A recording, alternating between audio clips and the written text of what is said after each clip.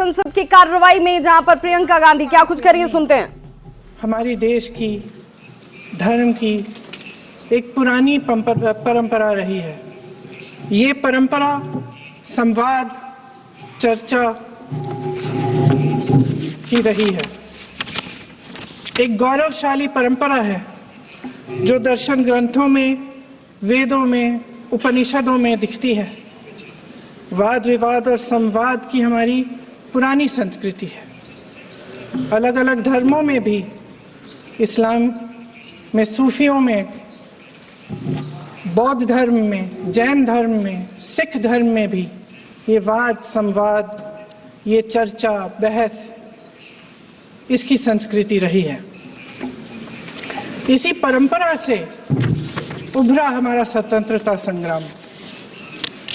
हमारा स्वतंत्रता संग्राम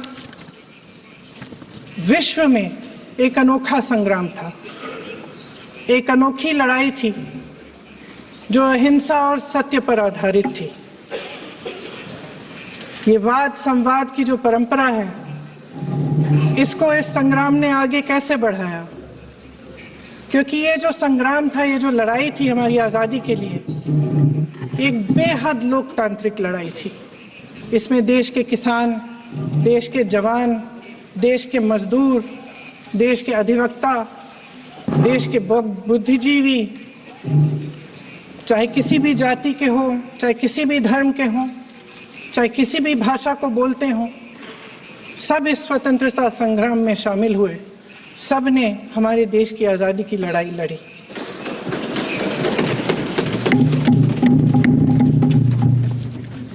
और उसी आज़ादी की लड़ाई से एक आवाज़ उभरी जो हमारी देश की आवाज़ थी।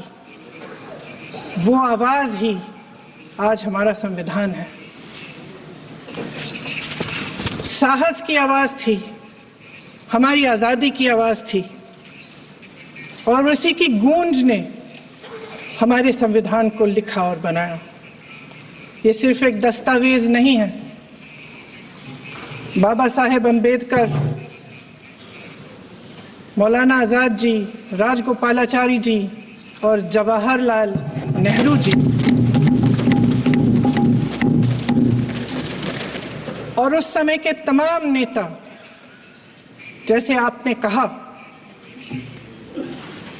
इस संविधान को बनाने की जो कार्य में सालों के लिए जुटे रहे। हमारा संविधान इंसाफ, उम्मीद, अभिव्यक्ति और आकांक्षा की वो ज्योत है जो हर हिंदुस्तानी के दिल में जलती है। अध्यक्ष महोदय, इस ज्योत ने हर एक भारतीय को ये पहचानने की शक्ति दी कि उसे न्याय मिलने का अधिकार है, कि उसमें अपने अधिकारों के लिए आवाज उठाने की क्षमता है, कि जब वो आवाज उठाएगा तो सत्ता को उसके सामने झुकना पड़ेगा। इस संविधान ने हर एक देशवासी को ये अधिकार दिया कि वो सरकार बना भी सकता है और सरकार बदल भी सकता है।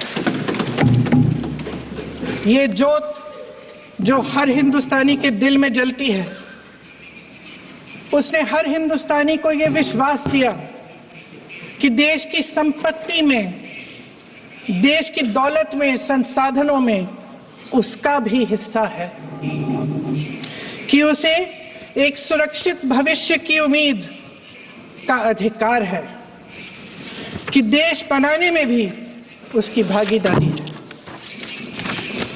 उम्मीद और आशा की ये ज्योत मैंने देश के कोने कोने में खुद देखी है। उन्नाव में मैं एक रेप पीड़िता के घर गई, उसे जलाकर मार डाला था। वो शायद 20-21 साल की होगी। हम सब के बच्चे हैं। हम सोच सकते हैं कि अगर हमारी बेटी के साथ बार बार बलात्कार हुआ और फिर जब वो अपनी लड़ाई लड़ने के लिए गई तो उसको जलाकर मार डाला गया होता तो हम पर क्या बीतती। मैं उस बच्ची के पिता से मिली, उसके खेत जलाए गए थे, उसके भाइयों को पीटा गया था, उसके पिता को बाहर से घर के बाहर घसीट कर मारा गया था। उस पिता ने मुझे बताया कि बेटी, मुझे न्याय चाहिए। मेरी बेटी अपने एफआईआर को दर्ज करने के लिए जब जिले में गई तो उसको मना किया गया। तो लोकसभा में संविधान पर चर्चा इस वक्त चल रही है, जहां पर केरल के वायनाड से सांसद चुनी गई और पहली बार लोकसभा में संबोधन करती हुई प्रियंका गांधी वाड्रा को आप सुन रहे थे। तो इस बुलेटिन में बस इतना ही, लेकिन खबरों का सिलसिला न्यूज़ 18 बिहार झारखंड पर लगातार जारी है।